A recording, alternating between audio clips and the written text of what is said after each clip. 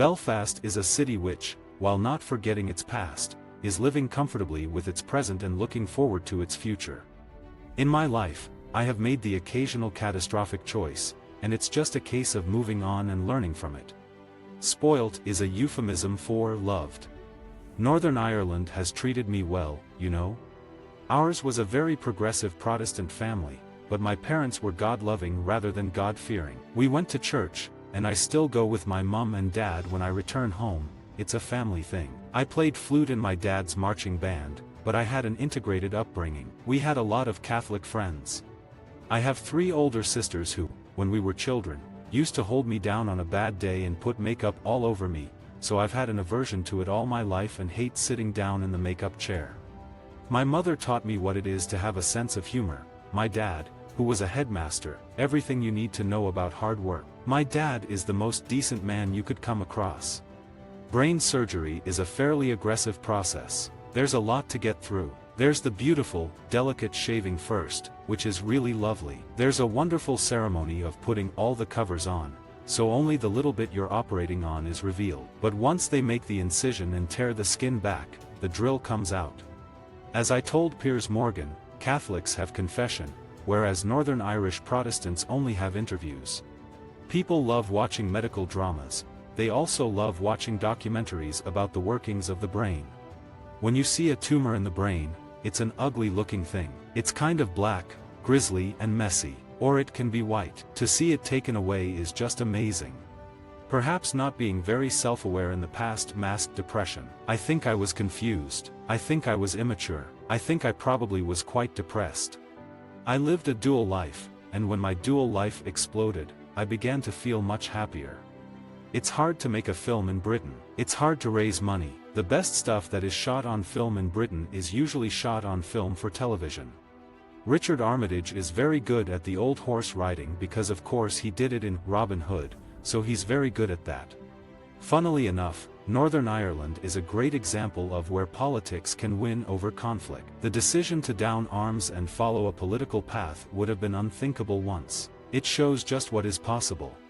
When I did the film, Hear My Voice, a few years ago, I disappeared fully up my own backside for a while. Because I thought my career was taking off, I became a bit of an egomaniac and a pain in the neck. I thought I was God's gift to mankind and the greatest Irishman since George Best.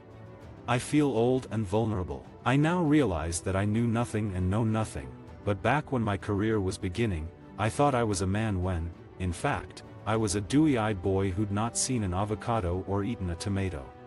I didn't much like Las Vegas. The noise of the place and the whole 24-hour, let's play the slot machines all night culture of the place just left me cold. Actually, I played Pontius Pilate as nice. An actor spends his life thinking he is Christ, and then he gets to play the character that killed him. I thought I was God's gift to mankind and the greatest Irishman since George Best. I never forget that I'm extremely fortunate. Like the character I played in Jekyll, we all have different masks we put on for different occasions. As much as we all want to lead decent lives, we're also attracted by the idea that something dark may lurk within us. It's ridiculous, but it's horrible going bald. Anyone who says it isn't is lying.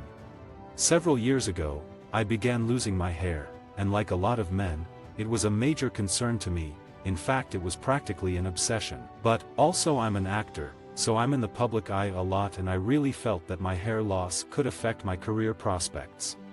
I'm not an actor who is often asked to be in period things. I'm not strong-willed enough or unkind enough, or maybe simply not wise enough to tell a journalist that a subject is out of bounds. I'd be a very easy therapist subject. The thing to remember is that the work comes first, and not to get distracted by anything else. If you keep focused on the work, everything else will fall into place. That's my mantra now. I've heard some duff Irish accents. The worst must be Mickey Rourke. I was one of the many kids in Northern Ireland who grew up in the countryside and had an idyllic childhood well away from the troubles. When I was at drama school, I was totally broke, and a lot of my mates had jobs and were financially very good to me, so if, for example, I take them away on a trip to a football match in Europe, it means that I can pay them back a bit. I spend my money on holidays and eating out, and it allows me to be generous.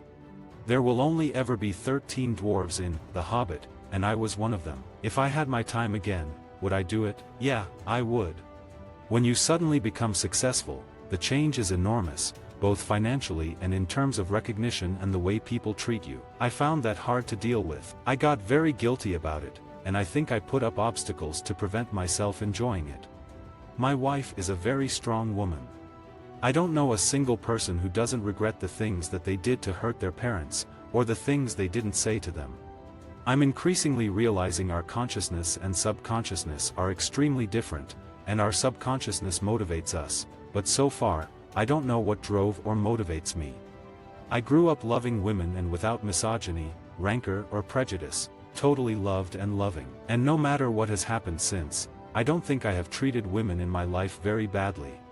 Because I grew up with women, I have a certain amount of charm, and I'm alright to get on with, kind enough, funny enough, blah blah blah. It's a complicated relationship with the place one grows up in, particularly if it's Northern Ireland. Theatres, along with the likes of the Ulster Orchestra, for example, are the cultural heartbeats of our towns and cities, and without them, we are much poorer for it. Drama asks some uncomfortable questions at times. It goes to pretty dark places. If you are going to tell a story about a child going missing, it's going to have similarities with a real-life child going missing. I've never thought of myself as a classic leading man. I'm a character actor who happens to play leading roles. Come on, look at me. I'm really desperate Dan. I think a lot of us who grew up in Northern Ireland weren't politicized enough, frankly. I don't think I'll be doing a lot more commercials. I do commercials, but I also go to Sudan as an ambassador for UNICEF. I think often there is great rivalry between neurosurgeons and cardiac surgeons. I think I maybe have a bit of bias with neurosurgeons' opinion that nothing tops neurosurgery, but that makes for a quite interesting conflict between the two. My early ambitions were the same as they are now, to play for Manchester United. I was, and still am, football mad. Visit our website for more quotes, quoting.com.